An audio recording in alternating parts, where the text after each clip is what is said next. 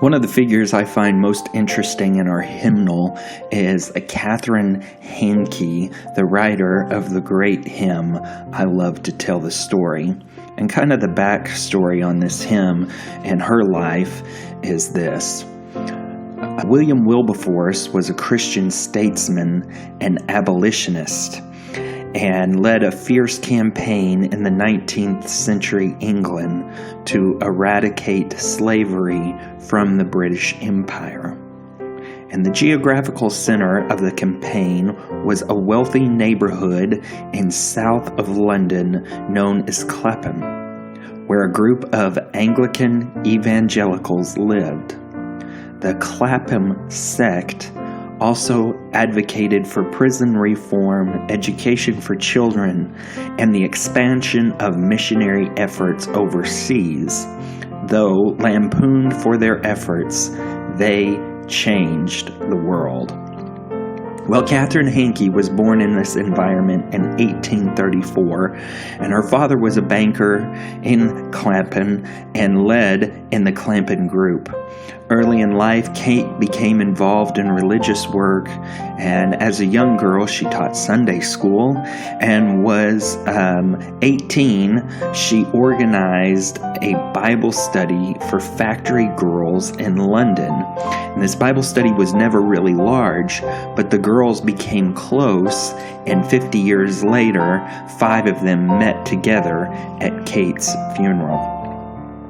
When her brother fell ill in Africa, Kate traveled there to bring him home, and that trip sparked a passion for foreign missions. And in later life, Kate devoted all her proceeds from her writing to missionary work.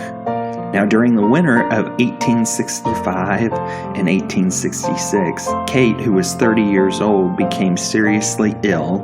The doctors warned her to abandon her Christian activities and remain in bed for a full year. Now, to occupy her time, Kate wrote a poem of 100 stanzas entitled The Old Story. She began the first section, The Story Wanted, on January 29, 1866, and later that year she wrote a second edition entitled The Story Told. The following year, at the International Convention of the Young Men's Christian Association, Major General Russell ended his powerful sermon by quoting from Kate's poem.